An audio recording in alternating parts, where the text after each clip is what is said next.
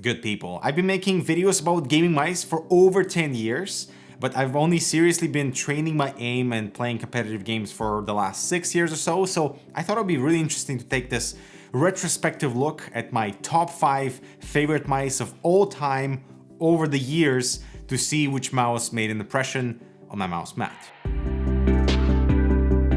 It is really fascinating to see how the marketing around these mice changes over years, how the tech changes too, and how our own expectations and obviously our own skill change with the new iteration of the best, right? Introducing a new way to temper glass with the Divider 300 series from Thermaltake. I love me a good triangle. There's certain mystery behind it with a flexible interior layout, so you can showcase your system in a particular way. The Divider 300 TG, triangle, the right way. And so for this first mouse, man, it's got the feels, the Logitech G9 or the G9X, because it was my very first gaming mouse. It was the very first gaming product that I purchased for myself to start my own YouTube channel. So basically it kind of launched my YouTube career. So thank you, the G9. And it's basically the shape of the mouse that has defined my grip style, which is kind of the hybrid claw/palm grip because my hand is a bit wider. But the G9 at the time really encompassed all the awesome features like the interchangeable grip styles to make the mouse slightly slimmer or slightly chunkier, the wider one, that is what I was playing with.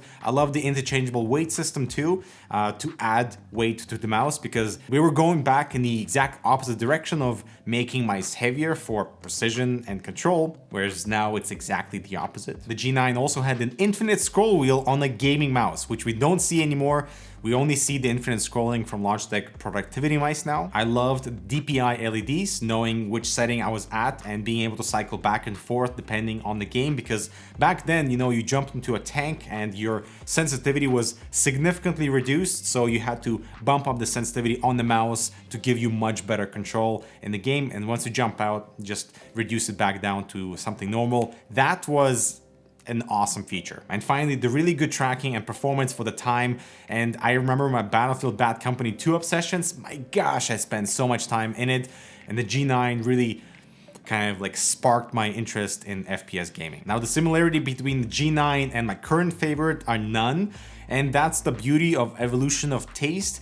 And it really sucks that Logitech no longer sells the G9 and I can't find it anywhere either. I still have mine. I cut the cord and it's kind of in a time capsule put away, but I would love for Logitech to revive the G9 series because the shape was excellent, and if they revamped the guts to all the proper 2021 tech, it might be a really good sell. It's exactly what Cooler Master did with the MM720. Alright, so this next mouse that lived on my gaming set for years is the Mionix Caster.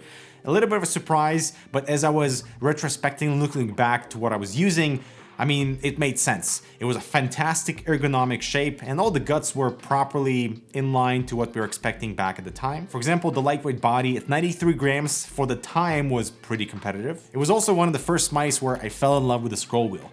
Kind of funny to say that now, but it was low profile enough so I could click the middle click without needing to readjust my grip, and it had a lot of control in terms of the scroll steps, and I always remapped my middle mouse button for the melee attack so I could use it without needing to readjust anything, and that was awesome. Now the surface eventually started to wear off, and I'm glad we don't see this type of soft touch treatment on gaming products nowadays, because in a year, the thing was just not in a good shape. At the time, it was one of the most comfortable mice to use because I was leaning towards slightly larger mice. So the Mionix Caster, it just really sucks to see Mionix kind of lose touch with their gaming audience and eventually move into like more lifestyle food-oriented accessories, which was a little bizarre, but hopefully they'll revive back to, you know, as they're saying, going back to the roots. But the Caster, also a French word for beaver by the way, will always have a damn good place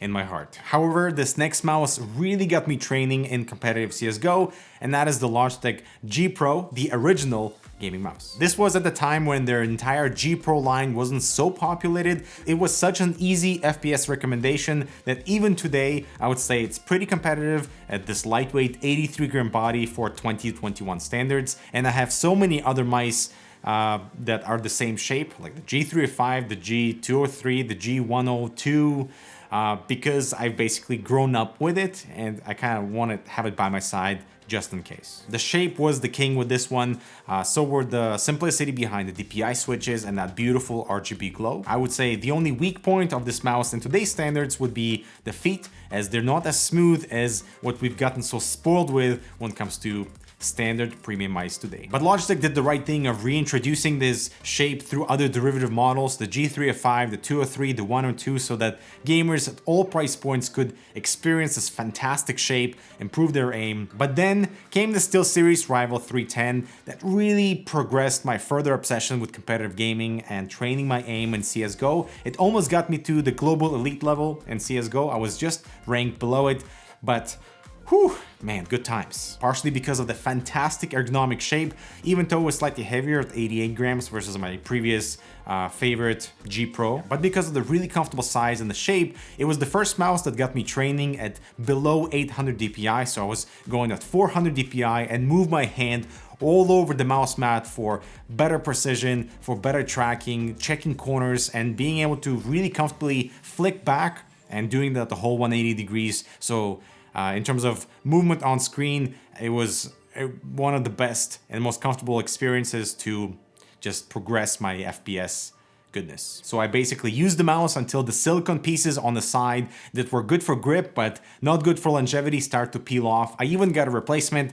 and the same thing started to happen there. But it was the mouse that really got me training hard because of two reasons. Now, the TrueMove 3 sensor was awesome. It had raw tracking throughout the entire range, and that gives you confidence in your tech and your mouse. So there's absolutely no acceleration, no stuttering, no jitter. It was perfect. And for number two, the handling was excellent. The low profile scroll wheel gave me excellent middle click and nice controlled steps, even though they kind of worn off over time. But the second thing was the dual step CPI adjustment, because I never used more than 2 CPI levels at a time, and having that built in was so convenient.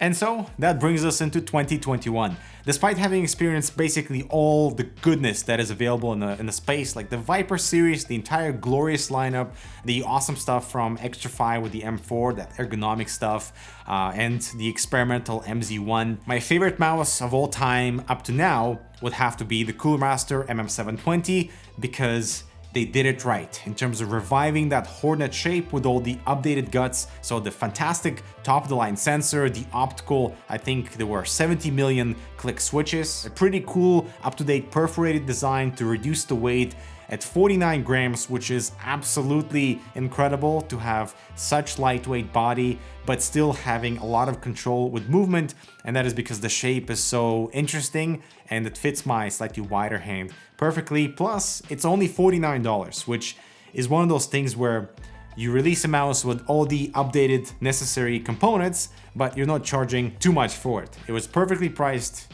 It's a fantastic release, and it's still on my desk, connected to my bungee, ready to go whenever I need like the most confidence I want in an FPS title. The M720 was released around my Tarkov days. That really got me excited about FPS again, and even though it's super lightweight, it felt like an extension of my arm at the right DPI, below 600, because the mouse is so lightweight. So getting the right DPI, I found with all these mice, was absolutely crucial in making sure that how you move on the physical surface is reflected exactly how you want through DPI on screen. Of course, it has gotten gunky over time. The scroll wheel also lost some of the control in the steps, but overall, in terms of the shape and sensor performance, it has not disappointed me since. And so those are my picks for favorite mice of all time. I would love to know your MVPs with a comment below. I'm sure you've gone through many, but still a few mice, I'm sure in the past, stand out. So I'd love to hear what those are. I'm Dmitry, thanks so much for watching. Check out this other relevant content. Subscribe for more. I'll talk to you in the next video, and happy FPSing, my friends, or other game titles, game genres you might play. All right, bye.